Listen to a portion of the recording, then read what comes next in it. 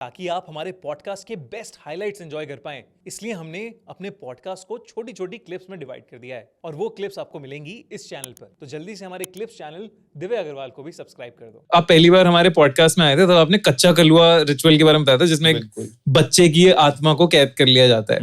तो ये तो बड़ा खतरनाक सा एक रिचुअल है। तो ऐसे और भी ब्लैक मैजिक के रिचुअल होते हैं जिन्हें लोग सिद्ध करने की कोशिश करते हैं। तरह तरह के रिचुअल्स होते हैं जिनमें लोग काम करते हैं, कार्य करते हैं। जैसे आप कह रहे हैं कि दावांश वाला केस है, तो हो सकता है वो लैडर का एक लास्ट स्टेप हो, जहां पर आप से बोलते हैं ना कि एक डायन का या तो एक महाशक्ति बन जाना है या कुछ अमर हो जाना है, कुछ ऐसी चीज ले लेना जिसमें वो सबसे बड़ा आपका सेक्रीफाइस है। जैसे आपने देखो जब रावण ने अपनी तपस्या की थी तो उसको सिर काटना पड़ा था अपना, तो वहां पर आपका लेवल चेक किया था कि आप क्या त्याग कर सकते हो, तब जाके आप जितने बड़े लेवल की चीज आप मांगोगे उतना बड़ा त्याग आपको करना पड़ेगा। तो आई थिंक उस प्रोसेस को ये फॉलो करता होगा। लेकिन हाँ, तंत्र के अंदर जैसे कच्चा कलवा है, मारण क्रिया है, ऐसे एक और बड़े अलग सा टर्म है जो आपको सोचने को सुनने को बहुत कम मिलेगा, उसे बोलते हैं काक तंत्र। काक तंत्र में क्या होता है? काक तंत्र में भी बहुत सारे रिचुअल्स हैं। नाम से पता लग रहा होगा, काक मतलब कौवा, तो कौवे से रिलेटेड ये यंत्र होता है। आपने बहुत बार देखा होगा जब भी कभी किसी सुपर नेचुरल चीज की बात है कि वहां पे वो कौवा जरूर आता है। बिल्कुल, कौवा इज वेरी मिस्टीरियस क्रीचर। ऐसा भी कहते हैं ना कि जब डेथ हो जाती है तो कौवा पितृ बन के आते हैं, उन्हें खाना खिलाते हैं। आपने अपनी लाइफ में कभी बूढ़ा कौवा देखा है? नहीं। आपने कभी किसी कौवे के नेचुरल डेथ होते हुए देखी है? नहीं। आपने बाकी हर पक्षी जो आपके आसपास रहता है, चाहे वो कबूतर हो, बूढ़ा कबूतर देखा होगा आपने, कबूतर की नेचुरल डेथ भी देखी होगी आपने, लेकिन आपने कभी कौवे की नेचुरल डेथ नहीं देखी। कौवे की नेचुरल डेथ नहीं देखी। कौवा अगर मरेगा तो एक्सीडेंट में मरेगा, या फिर ऐसा भी कहते हैं कौवे की लाइफ बहुत लंबी होती है, बहुत लंबी। बूढ़े कौवे मेरे हिसाब से, अगर किसी ने देखे हो ऑडियंस में तो कमेंट करके जरूर बताएं। मैंने तो अपनी इस लाइफ में, शायद आपने भी कभी नहीं देखा होगा। मैंने नहीं देखा। और कौवे की नेचुरल डेथ भी नहीं देखी होगी। कौवा और उल्लू, ये दो ऐसे बर्ड्स हैं जिनको ब्लैक मैजिक में सबसे ज्यादा यूज किया जाता है। सबसे ज्यादा कौवे को, मतलब कुछ जैसे हम डायंस की बात करते हैं, चुड़ैलों की बात करते हैं, तो कुछ डायन चुड़ैलें कौवे को अपने कैमरे की तरह यूज करती हैं। उनको दुनिया में जिस भी किसी को देखना है तो टेलीपैथी यूज करते हैं और कौवे की आंखों से वो देख लेते हैं कि आपके साथ क्या हो रहा है। ऐसे ही काक तंत्र में अलग अलग तरीके हैं। किसी को वशीकरण करना है तो अलग तरीका है कौवे को यूज करने का, किसी का नुकसान करना है तो उसको यूज करने का अलग तरीका है। इवन एक ऐसा ताला आता है जिसको आप बिना चाबी के खोल सकते हो काक तंत्र के द्वारा। तो इसी से रिलेटेड एक कहानी, एक स्टोरी है जो मेरे पास आई थी। इसमें क्या होता है, एक महाराष्ट्र का एक गांव था जिसमें एक तांत्रिक रहा करता था। तो सभी आप बात कर रहे थे ना दावांश की वंश वाली, तो क्या होता है ना, जैसे एक बिजनेसमैन का जनरल पर्पस होता है कि उसका बेटा भी उसके बिजनेस को संभाल ले। तो ऐसे ही सब नॉर्मल एक बिहेवियर है कि हाँ, आप जो काम कर रहे हो तो वंशज उस काम को करते रहें। तो जब ये पैरानॉर्मल या सुपरनेचुरल सीढ़ियों पे आप चलना शुरू करते हो, अगर कोई बड़ा जिसने अच्छी सिद्धियां प्राप्त की, तो ये जानता है कि इनकी वैल्यूज क्या है, इनका फायदा क्या है, नुकसान क्या है, और ये वो नॉलेज है जो किसी न किसी को ट्रांसफर करना चाहते हैं। तो जब उनको कोई एलिजिबल पर्सन नहीं मिलता तो अपने वंशजों में या बच्चों में उन चीजों को देखते हैं, उनको वो विद्या ट्रांसफर करने की कोशिश करते हैं। तो ये जो थे, ये खुद तांत्रिक थे, इन्होंने अपने बेटे को भी पूरी तंत्र विद्या सिखाई हुई थी। इनकी 2 बेटियां थी, उसमें से एक का नाम था निर्मला। और जिस गांव में रहा करते थे, गांव ठीक ठाक साइज का था। गांव के लोगों के हिसाब से इनकी जो रहने का तरीका था वो बहुत ज्यादा, मतलब आप बोल सकते हो रईस टाइप का था। काम ये कुछ नहीं करते थे, काम ये सिर्फ यही करते थे, किसी को अगर भूत बाधा या प्रॉब्लम है तो उसको ठीक किया करते थे, लेकिन किसी से कोई पैसा नहीं लेते थे। लेकिन इनके पास पैसे की कोई कमी नहीं थी। इनको जो सामान चाहिए वो सब इनके घर में था, जितना पैसा यूज करने का चाहिए वो सब इनके पास था। तो लोग कहा करते कि इन्होंने कुछ ऐसी सिद्धियां प्राप्त की, कुछ ऐसी आत्मा एंटिटीज को अपने कंट्रोल में किया हुआ है कि जब जो चाहे तभी उनसे मंगवा सकते हैं। तो इनकी जो वो बेटी थी निर्मला, तो घर में 4-5 मेंबर थे, दादाजी, पिताजी, वाइफ और 2 बेटियां। तो जो निर्मला थी उसका चक्कर चला पड़ोस में रहने वाले रमेश से। रमेश को ये तो पता था कि इनके घर में तंत्र वंत्र का है और उसका तंत्र में बहुत इंटरेस्ट था, बहुत कुछ, वो तंत्र विद्या क्या होती है, कैसे काम करते। सबसे ज्यादा इंटरेस्ट उसको ये था कि इस परिवार के पास काम कोई करता नहीं लेकिन पैसे की कोई कमी नहीं है, पैसा कहाँ से कमा रहे हैं, ऐसी कोई विद्या अगर मुझे मिल जाए तो मेरा भी काम बन जाएगा। तो ये तो आई थिंक काफी लोग सोचते ही हैं इंडिया में। हर कोई सोचता है, इंसान ना बेसिक इंस्टिंक्ट इंसान का आलसी, वो काम करना थोड़ी ना चाहता है। सही बात है। अगर आज कोई अपने को बोल दे कि तुमको यार हर दिन के कुछ पैसे मिल जाएंगे, बढ़िया अपने लाइफ जैसे एंजॉय करना चाहते हो, आप कहाँ काम करना। और क्या, तो इनिशियल थॉट ही होता है, लेकिन जब उस प्रोसेस में जाता है पता लगता है कि नहीं यार थोड़ा बहुत तो कर ही लेता हूँ ना, बोर हो जाऊंगा। तो खैर वो इसको सीखना चाहता था और इसीलिए शायद उसने निर्मला को अपने प्यार के जाल में फंसाया था। तो थोड़े दिनों में निर्मला को उस पर बहुत विश्वास हो गया, वो उससे बहुत अटैच थी और घर की हर बात वो उसको बताया करती थी। तो उसने बताया कि भाई हमारे पिताजी या दादाजी जब भी कहीं बाहर जाते हैं ना, किसी भी ऐसे एंटिटी से या उससे वो करने के लिए उसको पकड़ के लाते हैं, वो जनरली किसी के भी घर जाते हैं, उनको आजाद करवाते हैं और उस एंटिटी को पकड़ के हम हमारे घर पे ले आते हैं। तो ये सबसे खतरनाक चीज होती है। जो भी लोग तंत्रा में डील करते हैं, इन जनरल लोग क्या करते हैं कि अगर कहीं से कोई एंटिटी ने रिलीज करवाई भी है तो उसको बाहर के बाहर ही फ्री करके आ जाते हैं। अगर उसको घर में ला रहे हैं तो दैट इज वेरी रिस्की, क्योंकि घर में लाकर उसको कंट्रोल करने की नॉलेज एक ही आदमी के पास है। अगर डिसेंडेंट्स के पास, मतलब घर के बाकी लोगों के पास वो नॉलेज नहीं है, जिस दिन वो रिलीज होगी उस दिन वो गेम कर जाएगी। और ऐसे बहुत केसेस हुए हैं, रियल में भी मैंने देखे, मतलब पता लगा है मुझे ऐसे केसेस का। तो खैर यहाँ पर वो जाते, एंटिटी को पकड़ के लाते और फिर इनके घर के अंदर एक कमरा था, तो उसका एक बहुत बड़ा गेट था। कमरे का साइज होगा करीबन 5 बाय 7 या ऐसे कुछ, छोटा सा कमरा बिल्कुल। उसका जो गेट था बड़ा सा लकड़ी का गेट था, लेकिन साइज इतना था कि एक आदमी उसमें एक बार में घुस पाए। तो उसने बताया कि हमारे घर में वो कमरा है, पिताजी या दादाजी जब भी बाहर जाते हैं, कोई एंटिटी लेकर आते हैं तो करीबन आधा पौन घंटा वो वहीं रहते हैं, उसके बाद वो निकलते हैं। तब तक वो किसी से बात नहीं करते, निकलते स्नान करते हैं, उसके बाद हम लोगों से बात करते हैं। तो रमेश को ये बात तो समझ में आ गई थी कि जो भी कुछ है इनके सोर्स वो उस कमरे के अंदर ही है।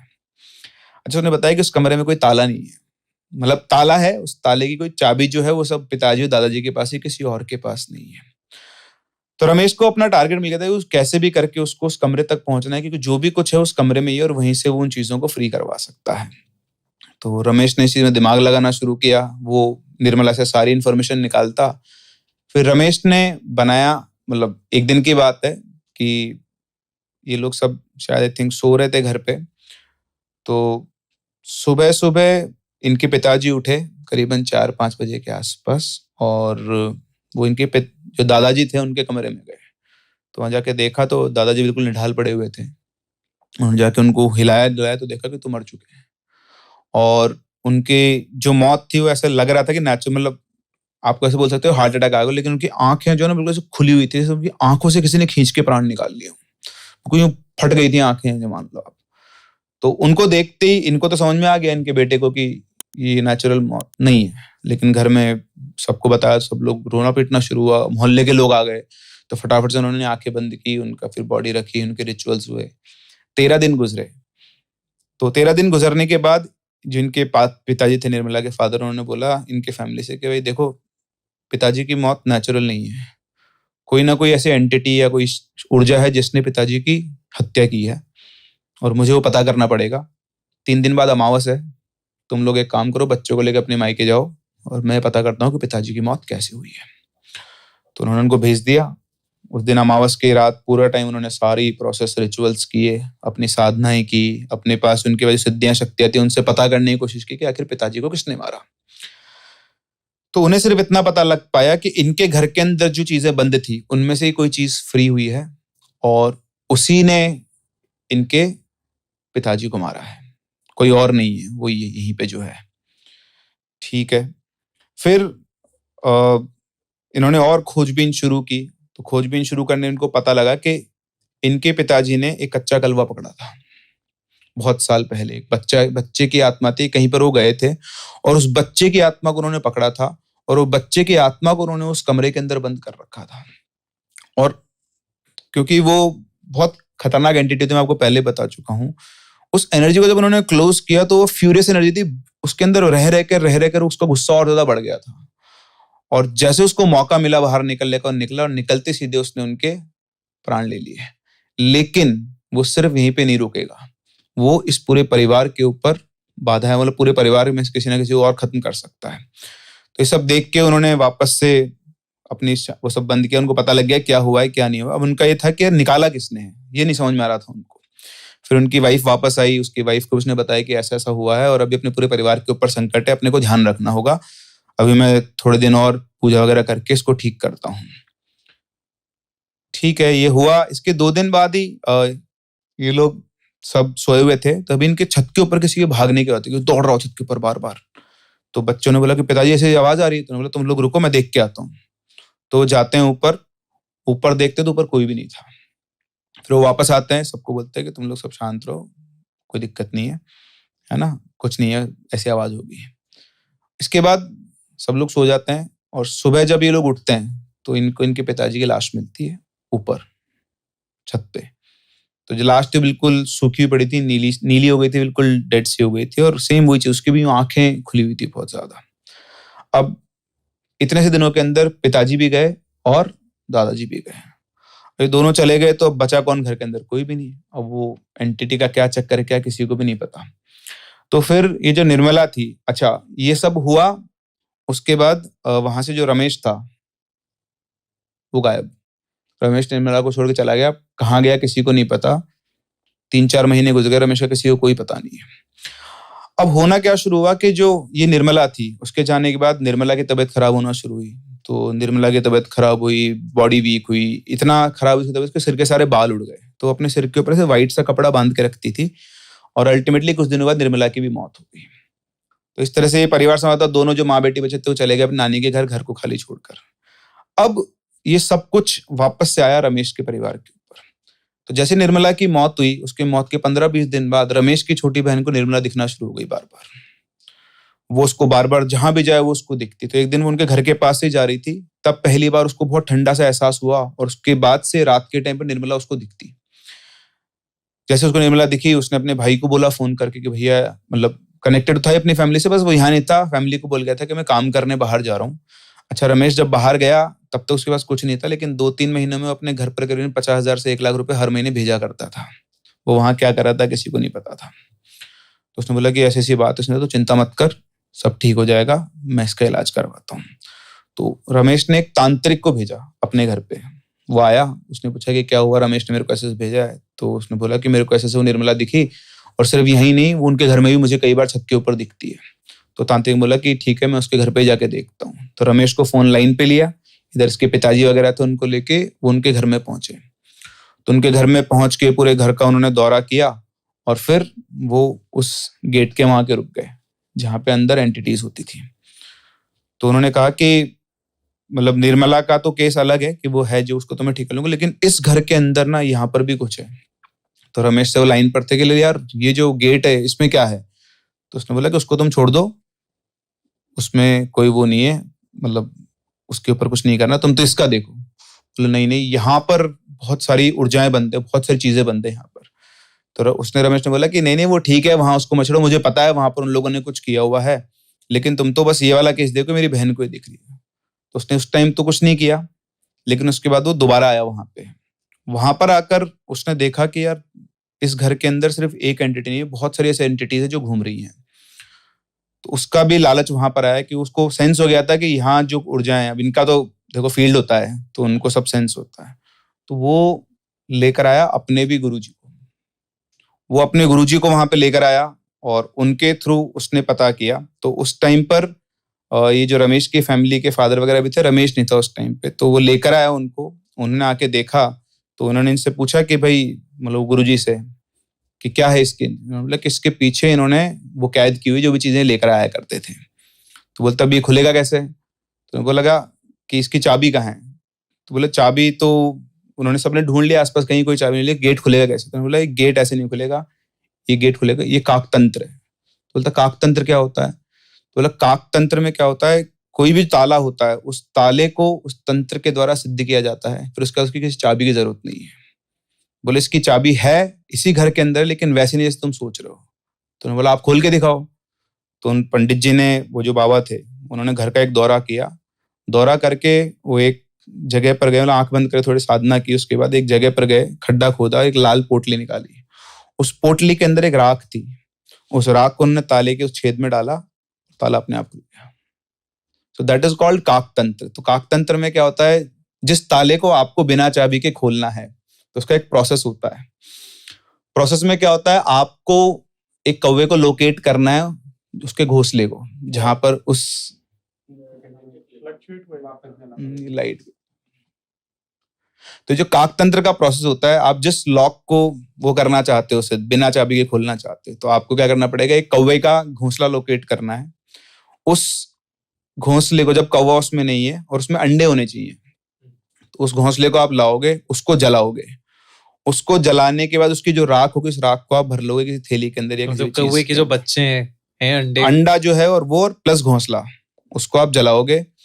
और उसके बाद आपको करीबन 12 दिन का एक प्रोसेस करना होता है, मंत्र पढ़ने होते हैं उसके अंदर, और मंत्र से उसको सिद्ध करना होता है। और जो ताला है वो उसी के साथ, उसी राख के अंदर दबा हुआ होना चाहिए। वो प्रोसेस करने के बाद आप जब चाहो तब उस राख से उस ताले को खोल सकते हो, उसके लिए किसी चाबी की जरूरत नहीं है। तो इस तरह से उस राख से उन्होंने उसको खोला।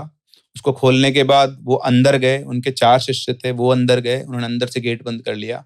उसके बाद पता नहीं उन्होंने क्या किया क्या नहीं किया, वहां पर सारी चीजों को बांधा। उसके बाद दोबारा उसके ऊपर उसी ताले को लगाया और वो राख को अपने साथ ले गए, और वहीं उसी घर के अंदर उन्होंने उसको, निर्मला की आत्मा को भी बांध दिया। उसके बाद कभी भी दोबारा इसकी बहन को, रमेश की बहन को, वो निर्मला ऐसे घर में नहीं दिखाई दी, लेकिन आज भी कई बार रात को वो उन्हीं के घर की छत के ऊपर खड़ी उसको दिखाई देती है। लेकिन वो बंधी हुई है, इसलिए उनको बाहर नहीं निकल सकती है। और रमेश अभी भी बाहर ही है, वो कभी भी घर लौट के नहीं आता है। बस हो सकता है कि शायद कभी रमेश घर पे वापस आए, तब निर्मला के पास इतनी शक्ति आ जाए कि बदला लेने के लिए वो वापस उसकी तरफ आए। तो ऐसे खतरनाक खतरनाक लोग होते हैं और खतरनाक खतरनाक क्रियाएं होती है। इवन काक तंत्र पूरा शास्त्र है, आप डाउनलोड कर सकते हो यूट्यूब, गूगल से, तो वो देखेंगे तो कितने रिचुअल्स हैं, अलग अलग अलग अलग अलग अलग अलग चीजों। जब मुझे इसके बारे में पता लगा तो मैंने भी उसको डाउनलोड करके पढ़ा उसके बारे में। हाँ। तो उसमें हर छोटी छोटी चीज के प्रोसेसेस हैं।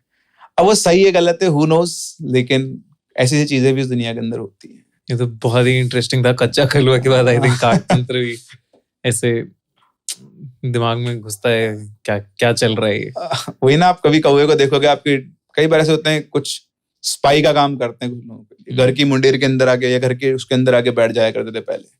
अब तो खैर कौवे शहरों में बचे ही नहीं है इतने, but still search for it, मजा आएगा आपको।